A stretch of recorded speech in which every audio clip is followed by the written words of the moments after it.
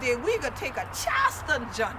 And we going around to see just a few of the sites that we love right here in Charleston and things like that, so that Hunter children can know what's going on down here for true, so that when you're coming down here, you can get it more about who we be from we and things like that. Now, since this the Ooman month and things like that, I got some surprise for Hunter upon this year episode 2. Hunter going to get the crack and teet with a few of we on Gullah Geechee Ooman what did with me upon this year journey. And Hunter children know if you did with me, Hunter going to know this year the what going on. So first, we going to McLeod. You've been there with me before, but let's take the new journey. So many of you have heard of the Friends of McLeod, and you saw our fight for this since 2004. For me, it doesn't feel like it was that long ago, but I know that it was a long, arduous journey, but we had the victory. And so it's wonderful to have this plaque here. As soon as you get ready to go out on the grounds, once you come through the visitor center, you see where they acknowledge that a diverse group of people who care deeply about McLeod Plantation resolved to fight to save it from development. Y'all know I call it destructionment. And you'll see here, this is the image of the cabins we want to save, and in a little while you'll see them live right here on Gullah Geechee TV.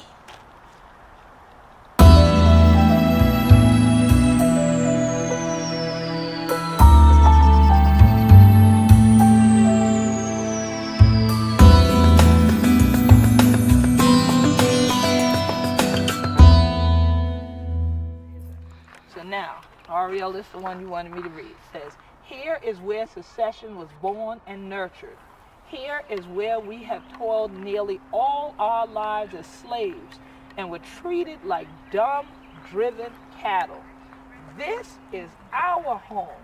We made it. These hands, these lands what they are. So we made this land what it is, okay? And look.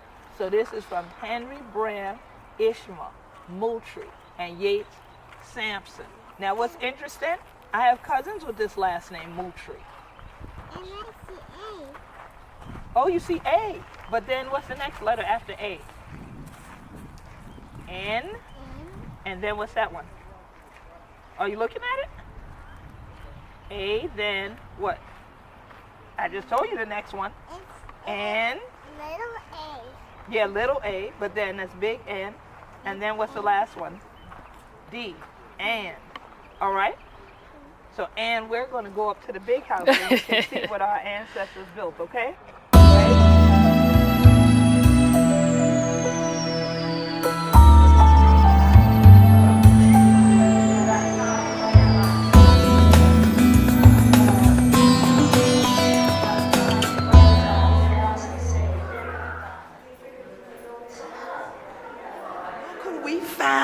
One more time. Who wanted to be? This is Sonia Griffin Evans. Yes, at the McLeod Plantation. And what's the name of your exhibition that's here? It's American Gullah. It's a sneak peek of the collection.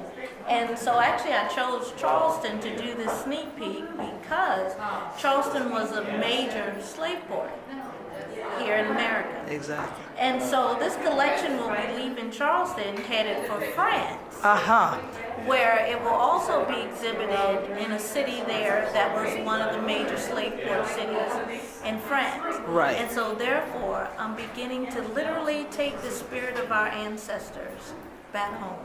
Right, cross the water. Cross the water. That's right. Yes, wonderful. And so, how long is it going to, this sneak peek going to go on here at McLeod? This is the last day. This is the last day. It was yesterday and today, Saturday and Sunday. All right. Yeah. So it was literally just a peek. It was literally just a peek. So that means I going to have to fly over France and things like that. They one more again for see the rest of the chilling and thing, right? That's exactly right. Okay then. So look who did ya. Tremaine Abby more right here. Naturally Geechee. What going on, Tremaine? Everything's peace today. Peace. Yes. Family. I see that. I see you representing your Chuck. Your check with your shirt on. Go ahead on. I see that. So yeah, so tell us, I mean, on a journey like this during Women's Her Story Month, I mean, what kind of energy comes to you when you're in this sort of place and space here? Because I know you're a native of Charleston. Coming out here, when you first step out here, you're happy to see the fact that they're reserving the area so that our children and our children's children can come out here and see what we have created and what we left behind for them. And when you start touring and going into these different places, there's our energy, our ancestors' energies live on these fields, live inside of these houses, and the big house and the slave houses and around these trees. Like, it's a very, very powerful energy out here. It's a peaceful energy, and then there's also a sadness out here because we know what our people have been through, and if you have the sensitivity to pick up that energy, it's a powerful thing to feel. And I think I felt that for the first time today. I never felt an energy like that before. So would you encourage other people, if they were coming to the Gullah Geechee Nation, to come out to a place like this? Or because you felt that energy, would you say, oh no, don't come? Or would you say you need to come? I would say you need to come. And I think you need to come and actually stop and read all the little plaques in front of all of the what they're calling exhibits, but you need to read the plaques and the history about your people, our people, and what they did, because a lot of us don't know. You don't know, or we forget. Yeah. You know, like what our people been through, and we forget about the fight that we still in. That we need to come out here and bring our kids out here, like, this is where you come from. So it's not time to sit back and relax now, like, ooh, I made it. You know, I got me a nice little house right here and this little piece of car or whatever. Or I got a nice apartment with nice furniture. Like, the fight is real. You know what I'm saying? We don't have any land. All this land, like, our ancestors slaved on this land, but we don't even own a piece of this land. But your taxes pay for it, though. But our taxes pay for this land. And I was just thinking about when we was in the gift shop, like, my mind rose, and when we was in there, I was like, I don't know if I want to buy nothing out here. Where is the money going at? Right. You know, is it going back to the city of Charleston? Or is it going to the families of the people that slaved us on this plantation? Yeah, that's neither here nor there, but I would encourage people to come out here to the McLeod Plantation and bring your families out and look inside of these houses, because I'm from the islands and I've seen these houses. I mean, I've went up on them, but every time that I've came up here, like, the doors were never opened. So I got a chance to look inside, and I'm like, this was a house? Yeah. And families living here. It looked like me and maybe one other person should be in there instead of 10 or 20 right, people. Like, how did was y'all lined up like sardines in there? Most likely. You know what I'm saying? And it's like heartbreaking to me. But enlightening at the same time. But enlightening. Because I feel a different energy in those little small houses than I feel in that big house. I believe that. Yeah. In the small houses, the energy, it wasn't a sadness. Because in small houses, the family was all together. Yeah, and that's what I was thinking. I was like, because this was actually their house, so they probably, you know, there probably were sad times, because you have sad times in the house, but you have good times in the house too. Right. And you're away from Mazda than when Hunter Day out Chona. So they were probably happy to be in there with their kids and patching each other up and being affectionate and things that they probably couldn't do out in the field. And that's the energy that's in the small house. Right. In the big house, that energy ain't good in there. Right. It's not. And in a lot of ways, that parallels today, because a lot of us want to get to the big house, but you don't know what the misery is going to be like when you get in there, and much less to maintain it under those miserable conditions. So thank you, Sister T. We're so glad that we see Hunter right here at McLeod Plantation, and Hunter chillin' know this year the Queen quit. Glad Hunter still tuning in. We gonna keep going on this Charleston journey this year day on Gullah Geechee TV. So now, honey, children, on this your journey, look who I deal with right on the intercoastal waterway and things like that.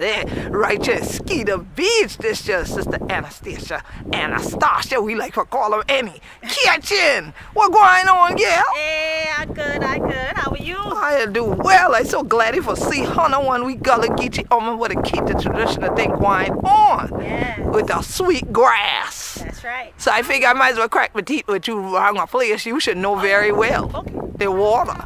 Yes. So tell me about what day in this water, y'all, and what you feel like when you day upon the water like this. Well, you know, honestly, the water for me brings me a lot of peace. And it also helps with the creativity. Something about when you just by the water, you can release everything. And it's like something just comes to you. It speaks to you. You see along the water, you got some of the grass that's growing. Yeah. And it's interesting because a lot of people don't realize that when it comes to our sweetgrass, most of our materials come down from Florida and from Georgia. Because you know to pull grass here, you got to have a license. Really? So, yeah, you got to have a license. And if you're pulling without that, you know, you get a fine, you can get arrested. There's so much that goes into sweetgrass making now. People don't realize. But see, we didn't even know as Gullah Geechee Nation leaders, they got to the point of fining y'all. We know with the Gullah Geechee Fishing Association, they've been getting fined for bringing things out the creek, but we ain't know Hunter children been to get fined for bringing things out the creek. So we need to amend a law we got going on right now. So we also include the sweetgrass basket collectors. Absolutely, because you know that pretty grass that they got lined the Highway 17, we Yeah. can't touch them. We can't touch them. No, because they bring them from the nursery. And use your tax money for put them there for make them pretty. Exactly. But they don't realize that if you pull it, it'll grow better. Yeah.